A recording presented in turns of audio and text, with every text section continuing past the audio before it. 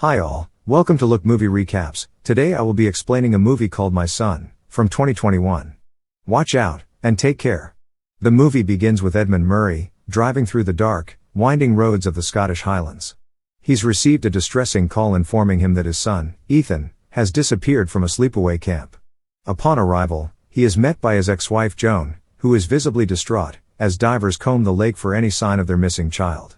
Embracing Joan, Edmond accompanies her to a nearby cabin she has rented.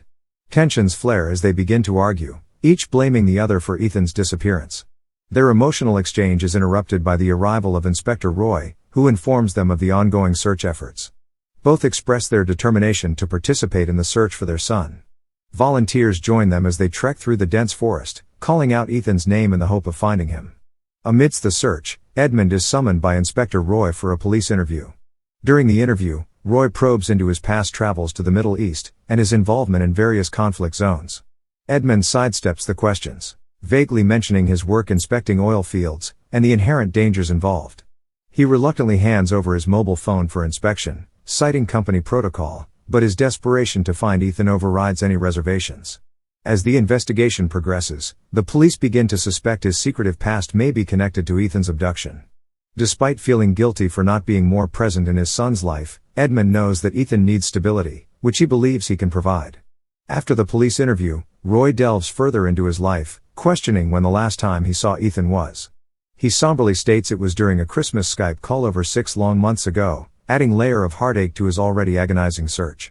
Feeling restless and unsettled, Edmond heads back to Joan's cabin, hoping to find some solace or answers.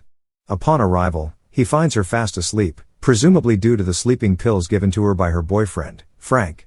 The situation takes a troubling turn when he attempts to talk to Frank. Frank, seemingly unconcerned about the disappearance, excitedly shares his plans for the land he's purchased, intending to build a home for himself and Joan. He proudly displays the blueprints, which include a room for Ethan. This detail does not escape Edmond's notice, sparking a surge of suspicion and anger. Convinced that Frank may be involved in the disappearance, Edmond's emotions boil over. In a fit of rage and desperation, he confronts Frank, accusing him of foul play. The heated exchange escalates, and Edmond, already on edge from the stress of the situation, lashes out physically. In a moment of intense fury and desperation, he unleashes his frustrations, physically assaulting Frank. Each blow is fueled by fear, guilt, and the overwhelming need for answers.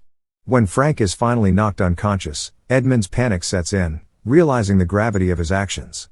Knowing he needs help, he calls Inspector Roy, urgently pleading for his presence. Convinced that Frank holds vital information about Ethan's whereabouts, Edmond demands that the police interrogate him as soon as he regains consciousness. When the police arrive, they find Edmond standing over the unconscious Frank. The scene is a chaotic mix of emotions and accusations. Despite Edmond's insistence on Frank's involvement, the situation takes a grim turn. The authorities, finding the evidence against Edmond compelling, place him under arrest. In a cruel twist of fate, he finds himself behind bars, his frantic attempts to find Ethan now compounded by his own incarceration. Meanwhile, Frank is taken to the hospital to recover from the brutal altercation, his role in the unfolding mystery shrouded in uncertainty. As Edmond sits in his jail cell, consumed by guilt and the haunting absence of his son, he remains steadfast in his belief that Frank holds the key.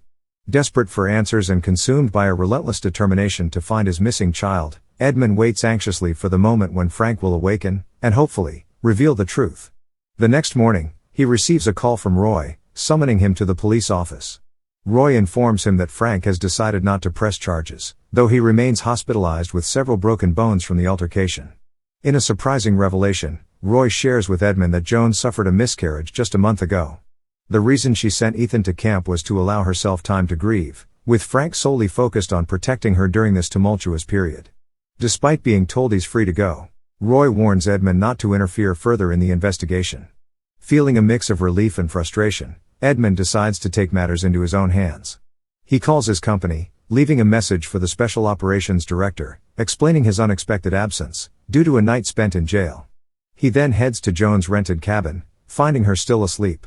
He approaches her with a heavy heart, expressing his condolences for her recent loss. Joan, however, reacts with anger, upon learning that he knows about her miscarriage.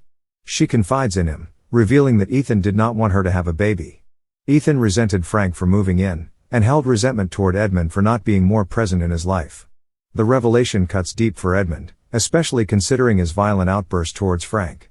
She defends Frank passionately, claiming he has been a pillar of support, unlike Edmond. The words sting, but he remains firm in his belief that something is amiss. Later at the cabin, Roy arrives unexpectedly, signaling for silence, and gesturing for Edmond's phone. To avoid potential eavesdropping, Edmond places the phone in the microwave, an impromptu counter-surveillance measure. Roy delivers unsettling news. He received calls from both Glasgow and London, forcing him to drop the case entirely. It becomes clear to Edmond that the investigation has far-reaching implications beyond what he anticipated. Roy admits he's out of his depth, unable to continue investigating, due to forces beyond his control. Whatever Edmond's line of work may be, it involves individuals above Roy's pay grade. With a heavy heart, he tells Edmond he's on his own in unraveling this mystery. Realizing the gravity of the situation, he takes action. He uses Frank's phone to make a discreet call to his office. His handler answers, revealing that the police have confiscated all the company's computers and files, including sensitive ones related to Iraq. Edmond's burn notices cover has been blown. Feeling the weight of the situation, he scrolls through Frank's phone, discovering a series of videos documenting Ethan and Joan over the past few weeks, leading up to their arrival at the campground. In several videos, he notices the same distinct Jeep lurking in the background. A chilling realization dawns on him: someone has been surveilling them, possibly waiting for the perfect moment to abduct Ethan. Determined to save his son, he rushes to Joan, showing her the videos with the Jeep. Joan remains skeptical, suggesting it could belong to another parent. Edmond, undeterred, urges her to contact her brother, who works in insurance, and may be able to trace the Jeep's license plate to an address. The Jeep belongs to Mr. William O'Connor, providing them with a potential lead to track down Ethan's captor. With the police unable to intervene, the fate of their son rests squarely on their shoulders, as they embark on the perilous journey to rescue Ethan from the clutches of those who seek to harm him. Edmond arrives at the remote location of Mr. O'Connor, parking his car far away, to approach the seemingly abandoned house unnoticed. Inside, he discovers signs of neglect, and muses about the need for some color and feminine touch.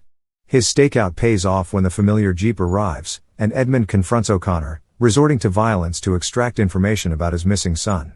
O'Connor eventually confesses to his involvement in a child abduction ring, horrifying Edmond. Edmond's violent interrogation leads to O'Connor revealing the location where he dropped off Ethan, at a place called Dunmore Lodge. Meanwhile, Joan independently investigates O'Connor's house, and discovers another abducted child in his Jeep. Edmond, after deflating the tires of the vehicles at Dunmore Lodge, infiltrates the location, where he encounters the kidnappers discussing their next moves.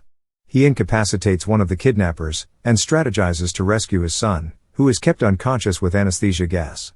After knocking out another kidnapper, he orchestrates a plan to deceive the others, and alert the authorities. Joan, arriving at Dunmore Lodge, also searches for Ethan. Amidst the chaos, the kidnappers engage in a shootout with Edmond, who finally locates Ethan and prepares to escape with him. The kidnapper realizes he accidentally shot his own partner. Meanwhile, Joan unexpectedly encounters Edmond and Ethan near the exit, where the kidnapper's vehicle is parked. They quickly flee, but the kidnapper pursues them on foot, firing shots. Despite being hit, Edmond manages to keep driving, until he passes out, causing the car to veer off the road. Edmond is unresponsive as Joan tries to revive him, while she carries Ethan away from the vehicle. Just as the kidnapper's footsteps draw near, Inspector Roy arrives on the scene, coming to their rescue. In a poignant moment, we see Edmond with visions of cherished family memories, implying his deep love for them. Some time later, Edmond is seen operating a remote helicopter drone, a gift from his father for his birthday. Edmond recovered after being taken to the hospital, and they are now happily spending time together. However, the happiness is short-lived, as Roy arrives to inform Edmond that it's time to return to prison.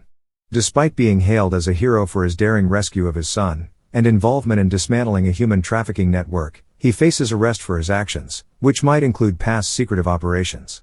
As they drive away, Roy assures Edmond that his heroism will likely be taken into account during his sentencing. The helicopter drone, controlled by Ethan, follows their car as they head back to prison, symbolizing the ongoing journey of their lives. The movie comes to an end. Please subscribe, like and comment for more of these videos. Have a great day.